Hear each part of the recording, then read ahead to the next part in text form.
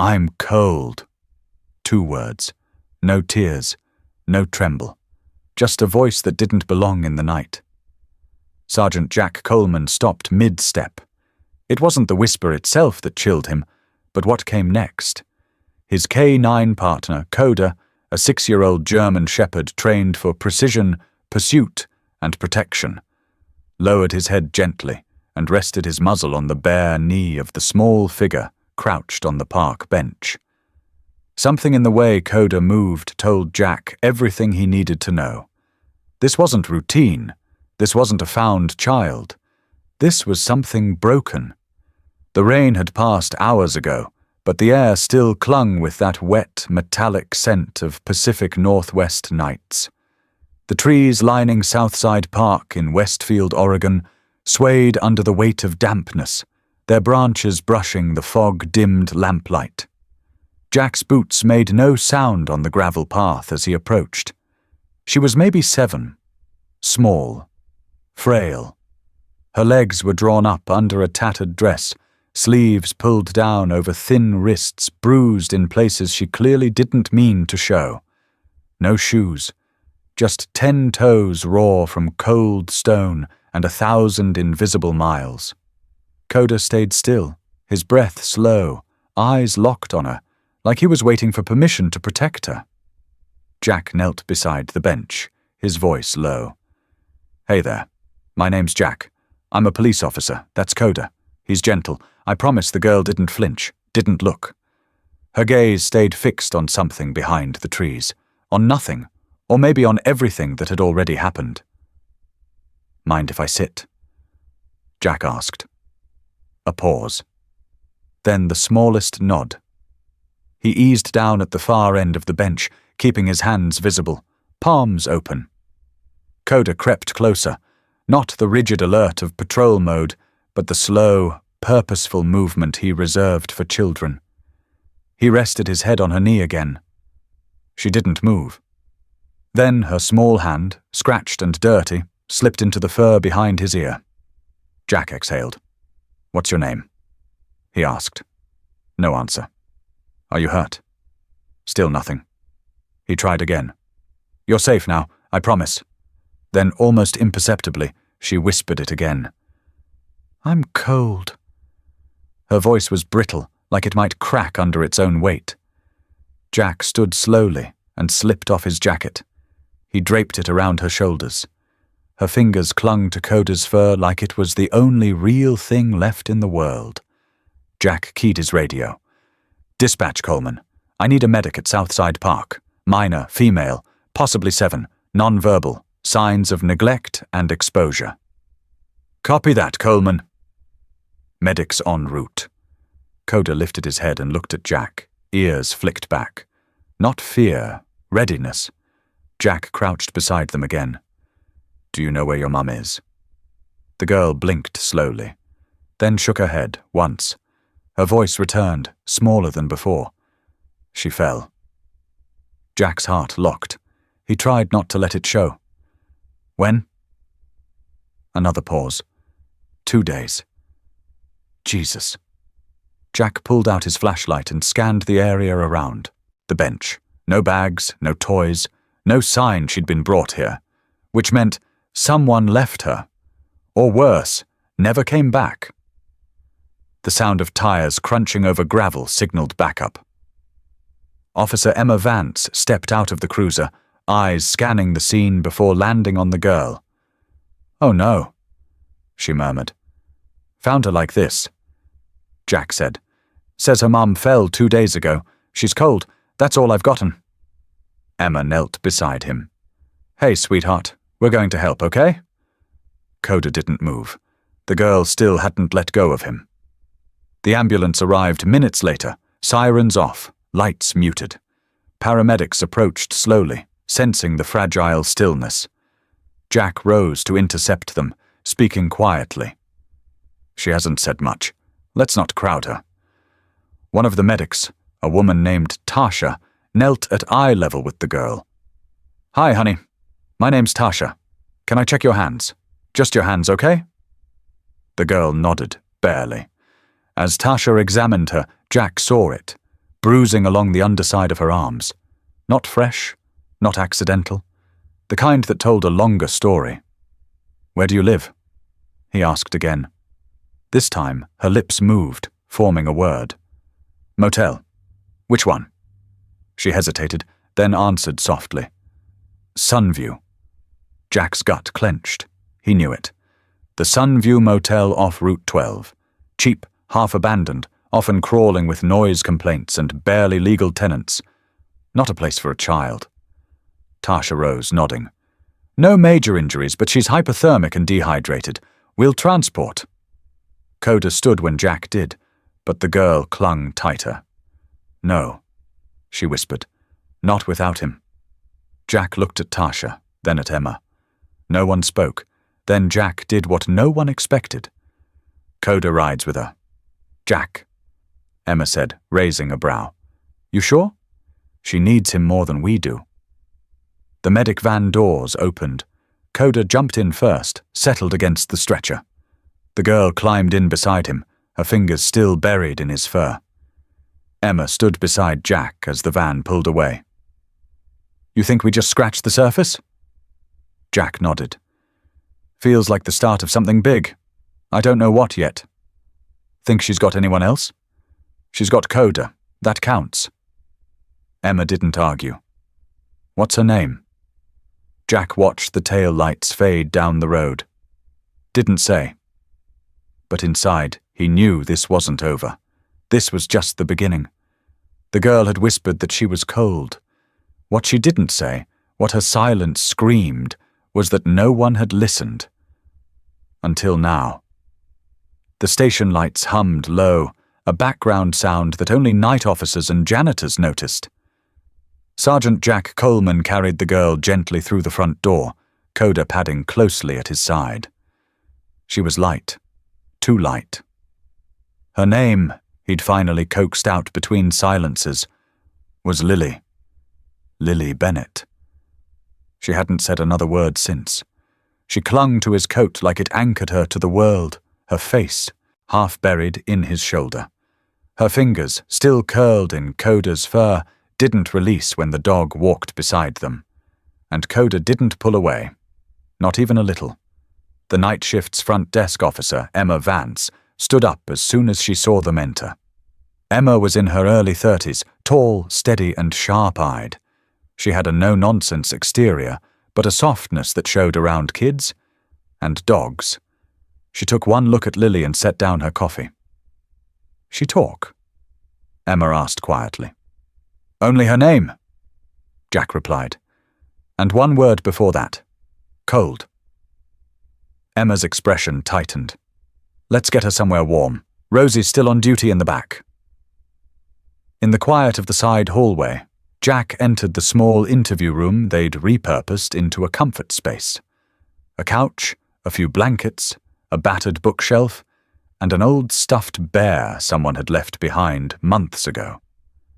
Coda walked in first, scanning the room, then circling the couch once before settling by the far end. Jack gently lowered Lily onto the cushions, but she didn't let go of him. Her hands were trembling now. Not from cold, from something deeper, something that didn't go away with jackets or hot drinks. "I'll get Rosie," Emma said, already heading out. Jack sat on the floor beside the couch, not crowding her. Coda shifted forward, resting his chin on Lily's ankle like a living weight. A steady presence. Lily didn't speak, but she reached toward Coda, not for reassurance, more like confirmation. That he was still there. That he hadn't vanished like everything else. 10 minutes later, Rosie Park stepped in. She was a part-time nurse, mid-40s, with a warm face and sleeves always pushed up like she was ready to fix something. Korean-American, with a voice like chamomile tea and hands that rarely hesitated. "She been checked?" Rosie asked. "Not fully," Jack said. "We prioritized getting her warm." Rosie knelt beside the couch, moving with the care of someone who had stitched more than wounds in her time. "Hi, Lily," she said. "I'm Rosie. Can I sit with you for a minute?" No answer. Lily's fingers dug deeper into Coda's fur. Rosie nodded to the dog. Good choice, by the way. Jack watched as Rosie gently lifted the blanket. Lily didn't stop her, but didn't help either. She just went still, like someone who had learned that resistance brought worse. Beneath the sleeves, the bruises were older, some yellowed, some fresh. Elbows, ribs, shoulders, all showing signs of both neglect and deliberate harm. Rosie didn't speak for a moment. Then she looked up, quiet and controlled. She hasn't eaten well in a while, probably hasn't slept safely either. Emma re-entered with a mug of warm milk. She like dogs? She trusts one, Jack said. Emma crouched. Hey, Lily, this is for you. The girl looked, slowly, then back at Coda. Jack moved the mug closer. I'll hold it for you. You just sip, okay? Lily hesitated, then nodded. She took the first sip, then another, then all of it. Rosie sat back against the wall, folding her arms. What's your gut say? Jack didn't answer immediately. I think someone left her there on purpose, he said finally. She wasn't lost. She was waiting. For who? Emma asked. Jack looked at Coda. The dog hadn't moved. His breathing was slow, ears relaxed, but eyes alert, watching Lily like a sentry. Maybe us, Jack said. It wasn't meant to sound like hope, but it did. Later that night, as the clock crept past midnight, Jack stepped into the room again to check. Lily was asleep on the couch, curled around Coda like he was a heartbeat. The big shepherd had shifted his position, letting her rest her head across his flank. One paw twitched in his sleep, but he stayed still. Jack didn't speak, didn't need to. Rosie stood beside him. You're keeping her overnight? Jack nodded. She won't sleep without him. Rosie gave him a look, then turned off the overhead light. Before leaving, Jack reached down and gently tucked the blanket higher across Lily's shoulder. Her hand still rested in Coda's fur. He didn't move. Outside, the station was quiet, but inside that small room, something had shifted. The girl who hadn't spoken now slept without fear. And the dog, well, he wasn't just a dog. He was the one thing in her world that hadn't let go. The Sunview Motel sat like a forgotten thought on the edge of Route 12, its peeling mustard-yellow paint dulled by years of rain and neglect. The sign still buzzed faintly in daylight, missing 2 letters and flickering like it couldn't decide whether to give up. Jack pulled his cruiser into the gravel lot just before noon, the sky above grey and swollen, like it might rain again any minute. Coda leapt out the moment the door opened. Not urgent, intentional. He moved in a slow arc around the parking lot, nose low, ears flicking, watching, processing.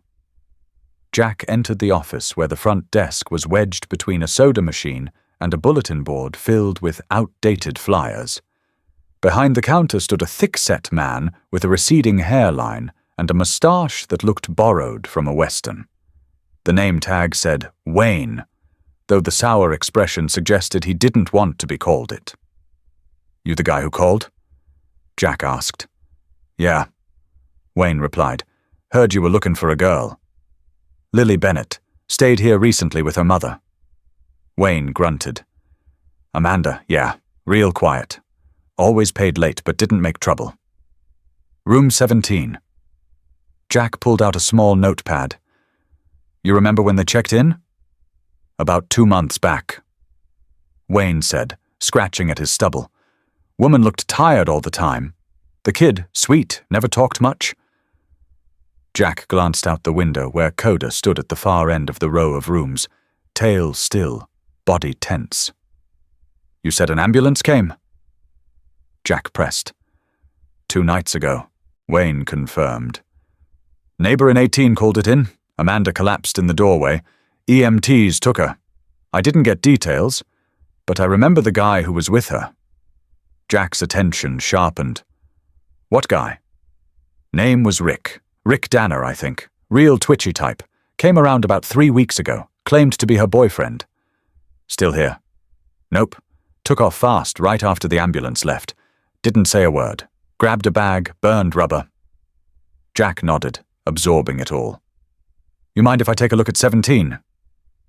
Wayne tossed him a key from under the counter. Be my guest. Room's a mess. Coda was already waiting when Jack stepped onto the walkway. The air was heavier back here, with a faint smell of mold and old cigarettes. Room 17's door creaked open with the kind of sound that made you feel like you were trespassing into someone's unfinished story. Inside was dim, the curtains drawn, half closed. A single bulb flickered in the ceiling.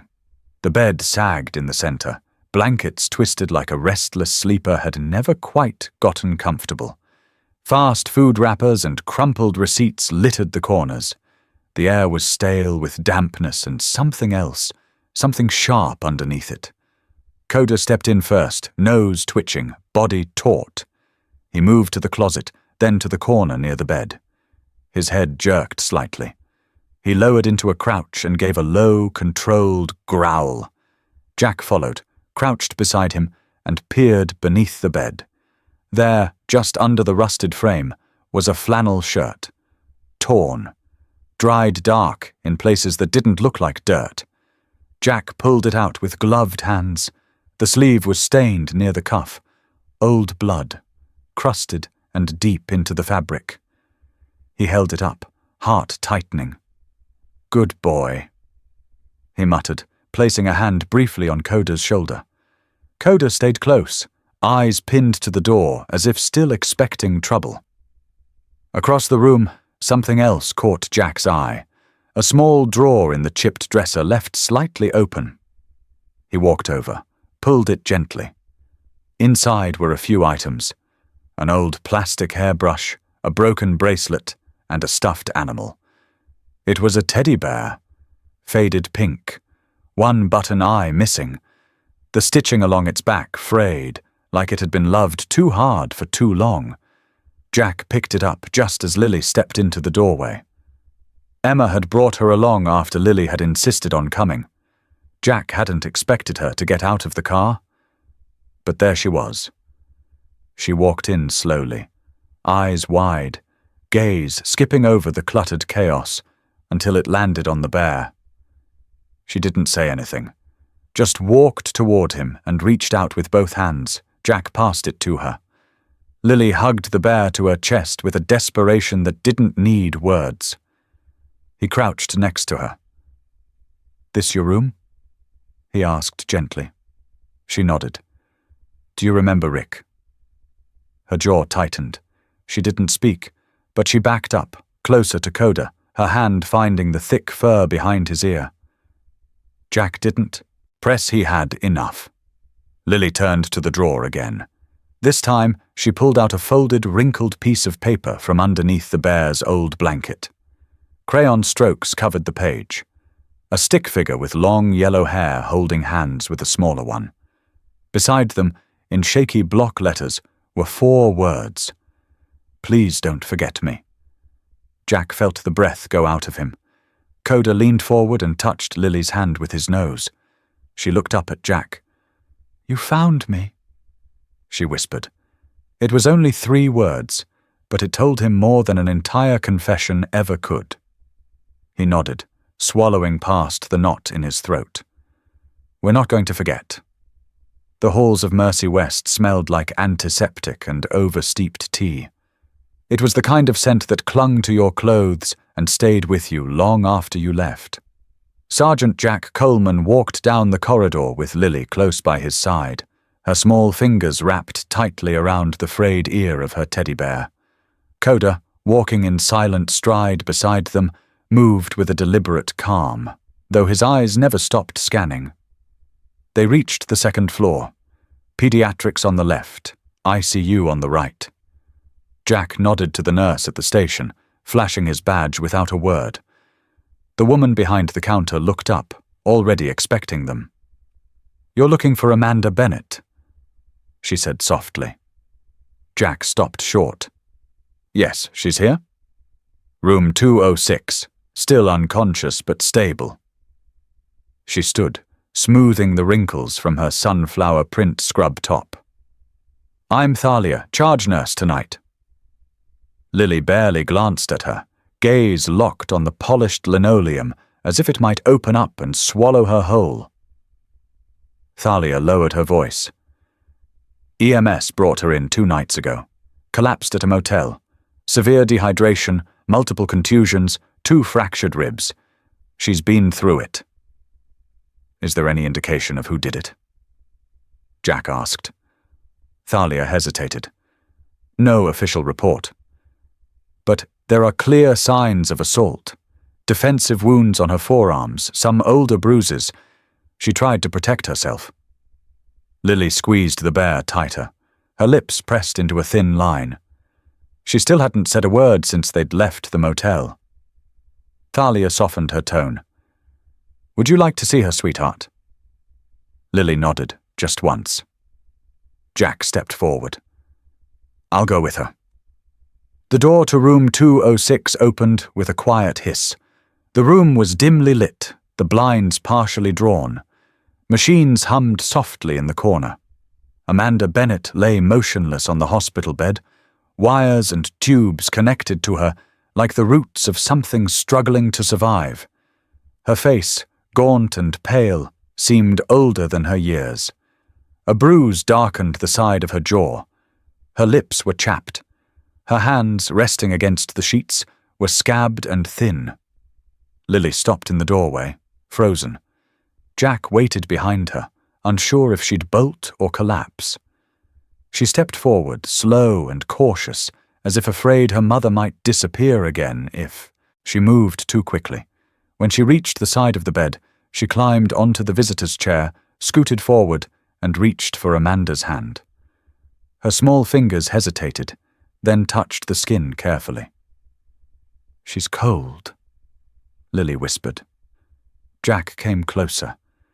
She's healing. Sometimes the body just needs time. Lily didn't answer. Her lips trembled, but she didn't cry. She stared at her mother for what felt like minutes. Then, finally, she leaned closer, pressing her forehead gently against Amanda's arm. It's not her fault, she whispered. Those words hit harder than Jack was prepared for. It wasn't an explanation. It was a defense. A child trying to tell the world that her mother, bruised, broken, unconscious, was not to blame for what had happened. Jack stepped back and let the silence hold. Coda moved to the edge of the bed, then lowered himself slowly beneath it. His body stretched long, his head resting on his paws, positioned just between the door and Lily's chair. His eyes didn't close. He watched, listened. I need to talk to someone, Jack said quietly to Thalia, who stood in the doorway. I can page Dr. Halperin, she replied. He's been overseeing Amanda's care. Jack nodded. And I want a security alert on this room. No visitors without clearance, just in case. Thalia didn't ask why. Understood.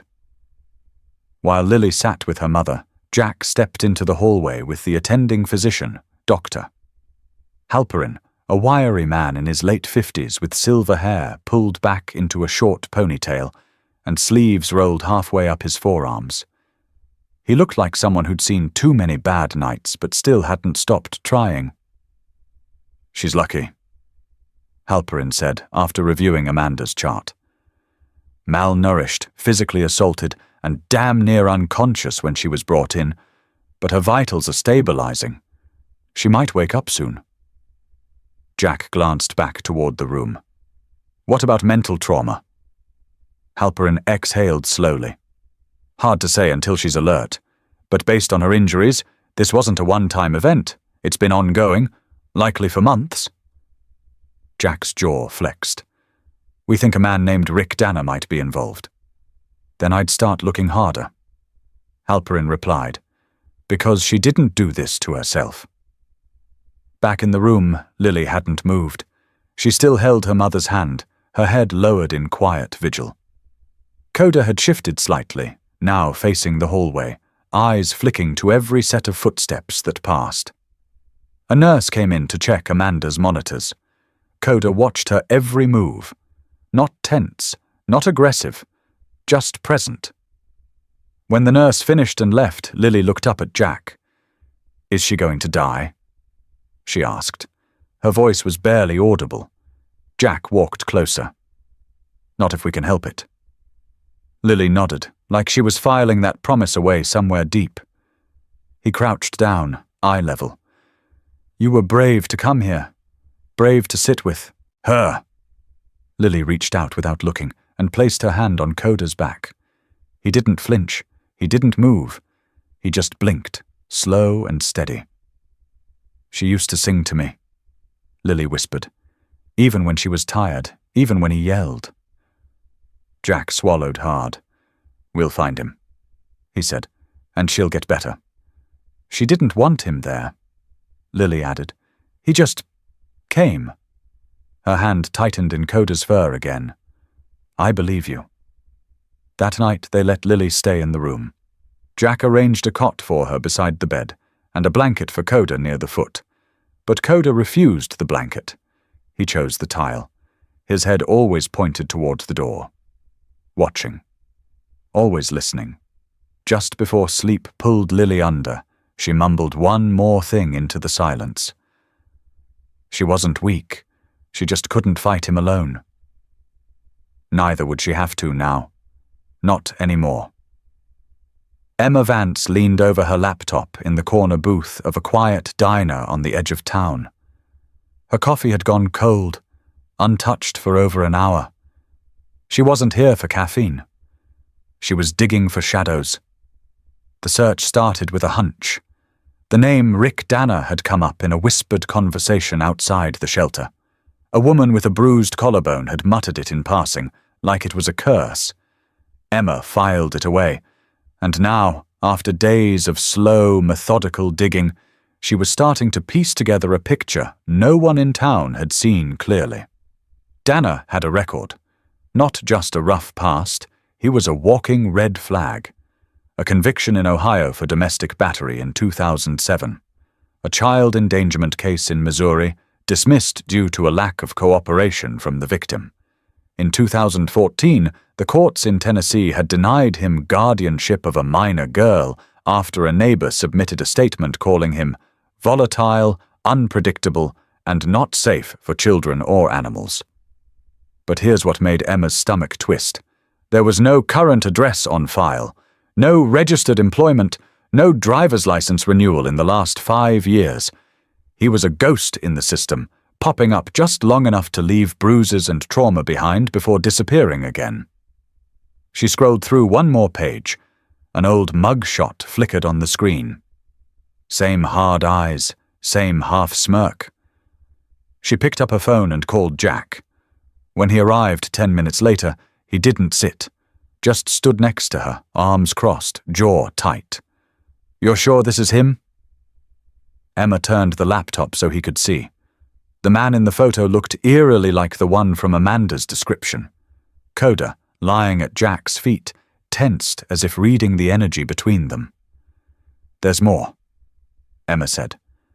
"He's off-grid, but there's been a pattern. Every time a woman accuses him of abuse and disappears from public view, Rick disappears too. I think he follows them." Jack didn't respond right away. He stared at the screen, then down at Coda. If he's nearby, he's not going to stay quiet long. Right then, her phone buzzed. Blocked number. Emma answered, cautious. A low, crackling voice filtered through. Male, whispering. "If you're looking for Rick Danner, he's holed up by Miller Creek, old ranger shack in the woods, but you didn't hear that from me." The line went dead. Jack's eyes met hers. Miller Creek was less than 2 miles from the elementary school. 20 minutes later, Jack and Coda were crunching through the damp brush under thick pine canopy. The air smelled like moss and burned wood. Coda stayed low, nose twitching, every muscle tight. They reached the edge of the clearing. The old ranger shack stood crooked, almost swallowed by overgrowth. a rusted tin roof, broken porch steps. The door was slightly ajar. Jack motioned to Coda. The shepherd moved forward silently, tail still, ears alert. Jack followed, staying behind a split tree for cover. Inside, silence. Then a sudden creak. Jack drew his sidearm and stepped forward. But the shack was empty. A pile of cigarette butts, a half-eaten can of chili, a torn sweatshirt in the corner. Coda whined softly, nose glued to the floorboards, then darted to the back door, flung wide open. Jack followed. Fresh footprints in the mud. Heavy. Fast. Rick had been there, and he was running again. They chased the trail for 100 yards before it vanished into a patch of rocky terrain near the river. Coda sniffed in tight circles, growling low in frustration. Jack scanned the tree line, but the forest had swallowed its quarry. By the time they returned to the shack, the adrenaline had cooled into bitter silence. Jack stared at the spot where Rick had sat. The heat was still rising from the discarded can. They'd missed him by minutes. "He knows," Jack muttered. "Someone warned him we were coming." Coda lay down near the door, watching the woods. Not just alert, but waiting. Emma's voice came through Jack's radio a moment later. "The sheriff's on his way. They'll send a search team, but we both know he's already moving." Jack looked back toward the path Rick had taken. "We spooked him," he said.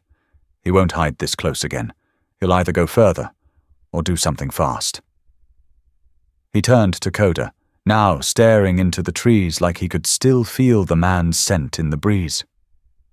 "Next time," Jack whispered, "we'll be ready." But in the distance, beyond the trees, the town lay unaware. Rick was out there, and time was running out. Mill Creek Forest stretched for miles beyond the southern edge of Westfield, a dense lattice of cedar, fir, and pine that muffled the sound of even the heaviest boots. Sunlight barely filtered through the canopy, and in early spring the air clung to everything, cool, damp, and still. Jack Coleman moved steadily through the underbrush, sidearm holstered, eyes scanning. Beside him, Coda navigated the terrain with near-silent precision. Behind them, Officer Emma Vance swept her flashlight across the mossy trunks, one hand resting on the grip of her sidearm. They'd already combed 3 miles of trail, circling the last place the anonymous caller claimed Rick Danner had been seen. "He's close," Jack murmured. "Coda's locked in." Coda paused, nose twitching, tail low and straight. Then he veered off the trail without warning, slipping through a narrow gap between trees, his body rigid but fluid.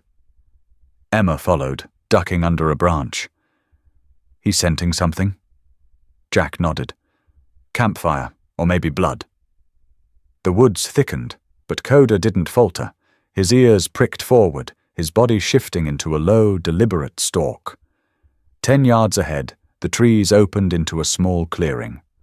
There, in the center, was the remains of a camp. A tarp draped sloppily between 2 trees, ashes in a shallow fire pit, still faintly warm. A pair of jeans and a sweatshirt tossed carelessly over a rock, both splattered with something dark and dried. Coda stepped to the edge of the fire pit, sniffed the clothing once, then let out a low, guttural growl, not aggressive, but definite. Jack stepped forward and crouched, using a pen to lift the sweatshirt. Blood. And not old. "He's been here," Jack said, "within the last 12 hours. Emma turned in a slow circle, scanning the tree line. Then a sound. Snap. Branches breaking. Quick steps, just beyond the trees. "Contact right," Emma shouted. Jack drew his weapon. Coda exploded into motion. Rick Danner burst from the trees like a deer under fire, his face gaunt, eyes wide, clothes filthy and torn. He ran hard, breath ragged, arms flailing as he shoved past limbs and leapt over roots. "Stop! Police!" Jack shouted. Rick didn't stop. Coda didn't wait. With a silent command, Jack released the lead.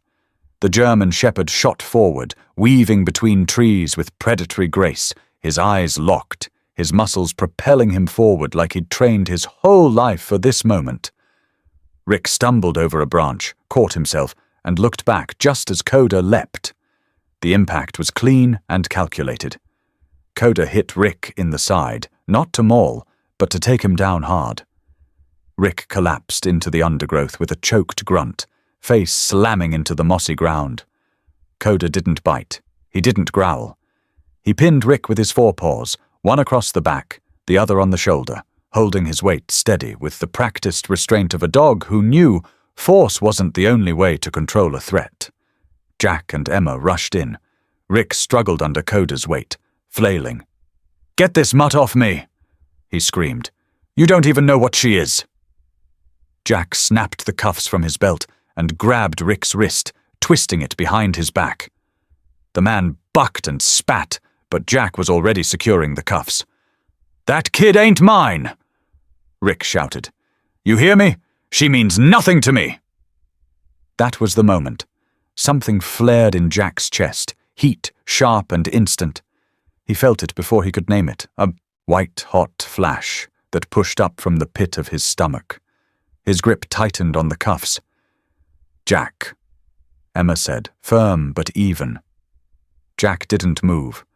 Rick kept spitting words. "Little brat was just a burden. I told Amanda I didn't want her around. She never listened." Jack stood, fists clenched, chest heaving. He stepped toward Rick, eyes locked on him like he was looking through skin to whatever poison sat beneath it. Rick smirked. "Go ahead. Hit me. That what cops do now." Then Coda stepped between them, not forcefully, not aggressive. He just moved forward, quietly, placing his body between Jack and the man on the ground. And Jack froze. The weight in his chest shifted, cracking. He looked down at Coda, those steady amber eyes, the stillness, the message written in silence. "You're better than this." Jack stepped back. He holstered his weapon, breathing out through his teeth. Emma nodded slightly. "Let's take him in." As they hauled Rick to his feet, he grunted, stumbling. Coda walked beside him, not growling, not reacting, just watching. The walk back to the cruiser was quiet. Coda walked on Jack's right, close but not touching, his head slightly tilted toward the woods as if still listening. When they reached the road, Rick turned back one last time. "You think that kid cares about you?" He sneered. "She won't remember you in 5 years." Jack didn't respond, but Coda did. He stepped forward, nose brushing the air between them, just enough to make Rick flinch. Then he turned back toward the cruiser, tail low, satisfied. Emma opened the rear door. "We done here?" Jack looked at her, then at Coda. "Not yet," he said quietly, "but we're getting there." The sun was still low when Jack pulled into the Mercy West parking lot, its golden rays just beginning to spill over the eastern ridge. It had rained the night before, and the morning air was laced with the scent of wet pavement and fresh earth. Coda leapt lightly from the cruiser as soon as the door opened, his steps silent but assured, nose lifted, already reading the world in a language no human ever could. Lily sat in the back seat, legs tucked under her, arms wrapped around her teddy bear. She had barely spoken during the ride, but Jack had noticed the way her fingers had trembled slightly less when he'd told her the news. Her mother was awake. Now she stood at the hospital entrance, shoes slightly too big, her sweatshirt sleeves rolled up and uneven. She looked up at the building as if it might vanish if she blinked. Jack crouched beside her. "She's asking for you." Lily nodded. "Not a big one, just enough." Inside, Nurse Thalia met them with the kind of calm that came from long nights and longer stories. She smiled softly when she saw Lily. "Room 206. She's waiting." Jack led the way, Coda walking beside Lily, close but not crowding. His presence was a quiet barrier against the sterile world around them. The elevator ride felt longer than it was. Lily didn't speak. She just stood between Jack and Coda like she belonged in that exact space, anchored between steadiness and strength. When the doors opened onto the second floor, Jack stepped out first, guiding them toward the room. At the door, he paused. "You want to go in first?" Lily looked up at him, eyes wide and unsure. Then she turned to Coda. The dog gave a small huff and tilted his head as if to say, "It's okay." Lily stepped forward and pushed the door open slowly. Amanda Bennett sat propped up in bed, IV still in her hand, her hair pulled back in a loose, uneven tie. Her face was pale, bruises fading but visible, yet her eyes, those warm hazel eyes, brightened the instant she saw her daughter. Lily froze in the doorway. For a moment, no one moved. Then Amanda whispered, "Lily." It was like someone had lifted a weight from the child's chest. Lily dropped the teddy bear and ran. Amanda opened her arms and caught her daughter with a soft, choked cry. They clung to each other, Amanda holding her like she might never let go again. Tears spilled down Lily's cheeks, silent and quick. "I thought I lost you," she whispered, voice shaking. Amanda pressed her lips to Lily's temple. "You never did," she said. "You had someone who stayed." Coda padded quietly into the room, made his way to the side of the bed, and gently rested his head on the edge of the mattress. His eyes blinked slowly, watching the two of them like a soldier standing final watch at the end of a long battle. Lily turned and reached out, laying one hand gently on Coda's head. "He stayed with me the whole time," she said. Amanda smiled, eyes glistening. "I can see that." Jack stood just inside the doorway, not wanting to intrude. But Amanda looked at him. "You found her," she said softly. "We just listened." Jack replied. Coda did the rest. They stayed like that for a long while, mother, daughter, and the dog who refused to leave. Later, after the tears had dried and Lily had settled beside Amanda on the bed, Coda still resting with his head across Amanda's foot, Jack stepped out into the hallway with Thalia. "She's got a long road ahead," the nurse said. "They both do," Jack agreed. "But they're not walking it alone." From inside the room came the quiet sound of Lily humming. Not a full song, just a thread of a melody, like she remembered something safe again. Back in the hospital bed, Amanda looked down at her daughter, her bruised hand brushing the girl's hair. "You held on," she whispered. "So did you," Lily replied. Coda gave a low, contented breath. Healing didn't come in big moments, Jack thought. It came in these. A whisper, a hand held, a dog at the foot of a bed who refused to let go. This was what healing looked like.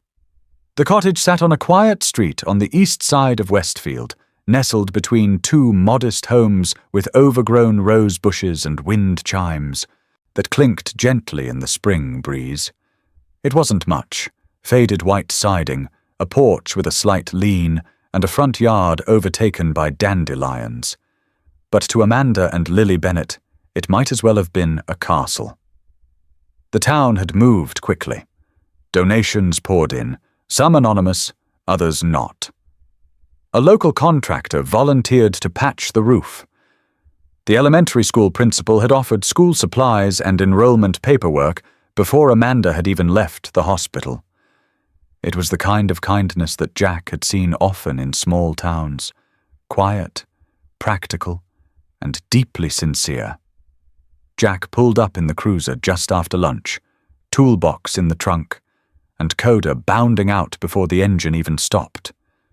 The German shepherd trotted up the wooden steps like he had been there 100 times, tail swishing as he sniffed the porch, then the door, then the breeze. Amanda was already inside, unpacking a box of dishes with careful movements. Her ribs were still sore and her balance not yet fully returned, but she smiled when Jack walked in. I was hoping you'd come," she said. "Didn't want you lifting anything heavier than a coffee mug." Jack replied. Besides, Coda wanted to inspect the place. As if on cue, Coda came padding in, circled the living room once, and then sat right in front of the couch with a small huff, claiming the spot as his own. Lily appeared from the hallway, holding a handful of coloured markers. She ran to Coda first, dropping to her knees to hug him. Then she looked up at Jack and grinned. "Want to see what I made?" "Absolutely," Jack said. She led him to the small kitchen table, where a sheet of construction paper lay flat. 3 stick figures filled the page. One taller figure with short dark hair, one with long brown hair and a dress, and a dog with oversized ears and a tail that nearly took up the whole right side of the paper. Above them, written in crooked but bold letters, "My family now." Jack stared at it for a long moment. "Is that me?" he asked, pointing at the tall figure. Lily nodded. "That's you, and that's Mom, and that's Coda." Coda gave a small bark, just once, as if confirming the lineup. Amanda leaned against the doorframe, her eyes glassy. "She's been drawing like that all week," she said softly. "It's the first time I've seen her create anything since, well, in a long time." Jack crouched to Lily's level. "Can I keep this?" he asked. She looked surprised. Really, I want to hang it at the station. Let the guys know I'm part of something better." Lily giggled, then threw her arms around him before he could respond. Jack held still, unsure at first, then let himself return the hug, one arm lightly around her back. Coda watched it all from his spot near the couch, tail gently thumping the hardwood floor. By late afternoon, the house had begun to feel less like a temporary shelter and more like a home. The donated furniture didn't match, but it was clean. Amanda moved with more ease as she unpacked spices and jars into the kitchen cabinet. Lily set up her drawing corner near the window, Coda always within reach.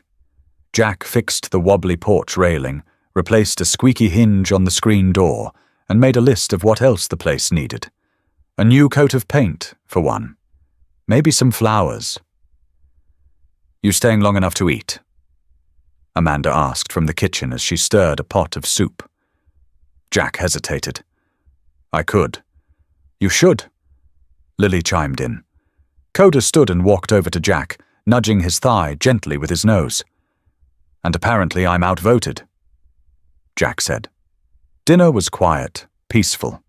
They ate on the porch, bowls balanced on their laps, the sun dipping low behind the trees. Lily sat on the top step, Coda beside her, both watching the street like a pair of silent sentinels. "You ever think about leaving the force?" Amanda asked after a pause. Jack shook his head. But I think I'll spend more time off duty over here, fixing things." Amanda smiled. "That's good, because things around here need fixing." He glanced down at Coda. "Some things fix themselves," he said. Amanda followed his gaze. "Or someone fixes them." Later, as Jack stood to leave, Lily ran back inside and returned with the drawing. "This one's for you," she said, handing him a second sheet. It was nearly identical to the first, but this time the dog stood in the center. Jack took it carefully, folding it into his jacket. "Tell Coda thanks for the promotion," he said with a wink. Coda didn't bark. He just stepped forward and pressed his head against Jack's side for a long, quiet moment. Jack patted him once. "You keep guarding this porch, buddy." Coda blinked, still and certain. As Jack walked to the cruiser, he glanced back at the porch. Amanda leaning in the doorway, Lily barefoot on the steps, Coda lying just behind her like a guardian carved from stone. It wasn't the end, but it was the beginning of something right. And that porch, with its chipped paint and leaning rails, had just become the safest place in Westfield. The courthouse was packed the day the verdict came down. Reporters lined the steps, cameras whirred, and the town of Westfield held its collective breath. Some came out of curiosity. Others came because they couldn't look away from a system that had nearly failed. Again. Rick Danner stood motionless as the judge read the sentence. 12 years. No chance of early parole. The charges were stacked: assault, child endangerment, attempted kidnapping, resisting arrest. But it wasn't just the crimes that echoed through the courtroom. It was the story behind them. How long it had taken. How many people had looked the other way. Amanda held Lily's hand tightly in the front row. Jack sat one row behind them, in uniform, with Coda at his feet, calm and unflinching. The moment the gavel came down, Rick turned his head. Not toward the judge, toward Amanda. She made this worse. He spat. All of it, if she'd just stayed quiet. Jack stood up, gently placing a hand on Coda's collar, not because Coda needed restraint, just acknowledgement. The dog remained perfectly still, eyes locked forward. Amanda didn't flinch. Lily did, but Coda leaned into her leg, grounding her with quiet warmth. Outside, a wall of press surged towards the steps, questions flying in every direction. Deputy Hayes, how did you know something was wrong? What gave you the first clue? Was it luck? Instinct? Jack didn't hesitate. He simply said, all I did was listen. Coda did the rest. Then he walked past the microphones, past the flash of camera bulbs, and toward the cruiser where Lily and Amanda waited. The media storm passed as quickly as it came. Within weeks, the headlines faded, replaced by newer disasters, fresher scandals. But the impact lingered in Westfield, in the way neighbors talked to each other now, in the way the school counselors paid closer attention, and in the quiet reinforcement that sometimes just listening could change everything. Lily started school the following Monday. It was a warm morning, with fog still hugging the playground fence as Amanda walked her up the front steps. Coda trotted beside them, tail swishing with each bounce of Lily's small backpack. Jack stood near the doors, having arranged with the principal for a quiet, no fanfare entry. He gave Lily a nod and a smile, crouching to Coda's level. You stay with her until she's ready, he said. Coda blinked slowly. Inside, the teacher led Lily to a seat near the windows. The kids glanced her way, unsure. Some had seen the news, some had only heard the rumors. But Lily kept her gaze steady, one hand resting lightly on Coda's back. At recess, when a boy asked what the dog was for, she answered simply, he listens. The first night after school, the nightmares returned. Amanda heard the soft crying before midnight. She rushed in, expecting screams, kicking, the way it used to be. But Lily wasn't thrashing. She was curled up, tears streaming down her cheeks, breath catching. But quiet. Coda was already there, lying beside her bed. His head rested across Lily's legs, heavy and still. Amanda knelt by the mattress. Lily's eyes opened, red and puffy. It was the woods, she whispered. He was yelling again. I couldn't move. Amanda reached out, brushing hair from her daughter's forehead. You're safe, she said. I know, Lily answered. Because he was there. She looked down at Coda. He didn't move, didn't lift his head. He simply stayed. After a while, Amanda began to rise, but Lily reached out. Will he always stay? Amanda nodded. As long as you need him to. Somewhere outside, a train horn moaned in the distance, low and lonely. Inside the small house on East Street, the echoes of pain were still there, but they were fading. Every night after that, Coda waited at the foot of Lily's bed. Some nights he climbed up and stretched beside her. Others he simply lay nearby, one ear cocked, watching. When the dreams came, he didn't bark or pace. He pressed close, slow and steady, like a lighthouse beam cutting through storm fog. And slowly, the bad dreams grew weaker. So did the need to talk about them. But even when Lily started sleeping through the night, she never asked Coda to leave. Because deep down, she knew, some echoes don't go away. But some companions don't either. The little house on East Street didn't look like much from the outside. Just a one-story clapboard structure with chipping paint and a swing that creaked slightly in the breeze. But to the kids who passed through its door, it was something more. It was safety. It was quiet.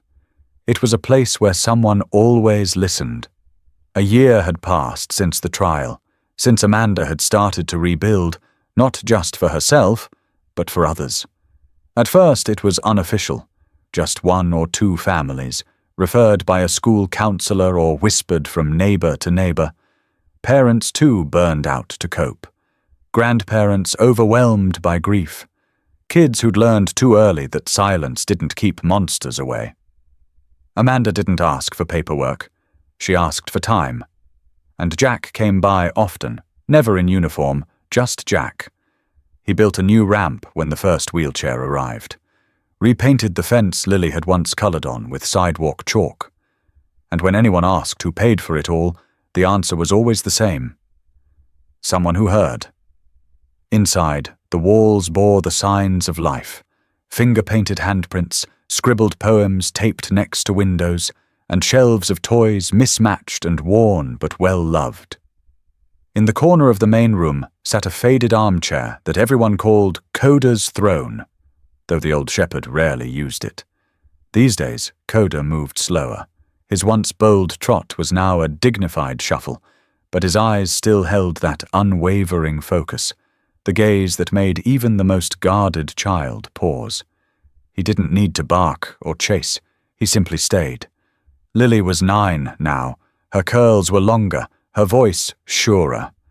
She helped with the younger kids, especially the ones who didn't speak much. She knew how to listen. Coda had taught her that. That afternoon, a new boy arrived. Skinny, eyes too old for his age. He wouldn't make eye contact, didn't speak, clutched a plastic shopping bag like it was all he had left in the world. Lily approached him in the sunroom, where the light hit just right. Coda was lying nearby, head on paws, eyes barely open but alert. The boy sat on the floor, back against the wall. Without a word, Lily pulled something from her cubby and held it out. A small, patchy teddy bear with one button eye and a faded red ribbon around its neck. She knelt and placed it beside him. The boy didn't move. Lily whispered, "You're safe now. Coda listens." The boy glanced sideways. Not at Lily, not at the bear, at the old dog who now lifted his head and looked right into him. Coda didn't blink. The boy's shoulders dropped just a little. A breath escaped like something had unclenched inside. Outside, Amanda watched from the kitchen window. She said nothing, but her hand found the carved wooden sign hanging by the porch, painted by one of the kids weeks ago. "Here, someone always listens." It wasn't fancy. It wasn't funded by any agency or non-profit. But it worked, because the listening was real. That evening, as the sun dipped behind the elm trees, Lily curled beside Coda on the porch swing. He rested his graying muzzle on her lap. She stroked his fur, slow and steady. "Do you think he'll stay with us?" she asked Amanda. Amanda smiled. "He already has." Jack arrived a few minutes later, holding 2 takeout bags and a plastic container of soup, Amanda's favorite. He nodded toward Coda, who hadn't moved. "How's our old man doing today?" "He saved another one," Amanda said. Jack looked at the boy now, napping inside, the teddy bear in his arms. Coda's presence still felt in the room. He always does. That night, as darkness blanketed Westfield and the porch light flickered on, something felt complete. Not finished, but steady. A rhythm established in the wake of chaos. And on that small street, in a modest house built on second chances and silent promises, the echoes truly faded. Because someone had listened, and someone had stayed. So now we ask you, what about you? Has anyone, animal or human, ever stayed for you when no one else did? If this story stayed with you, if Coda reminded you of someone who never gave up on you, share it, comment, subscribe, because there are more Codas out there and more people who need to know they're not alone, not anymore. From all of us at the German Shepherd channel, thank you for listening.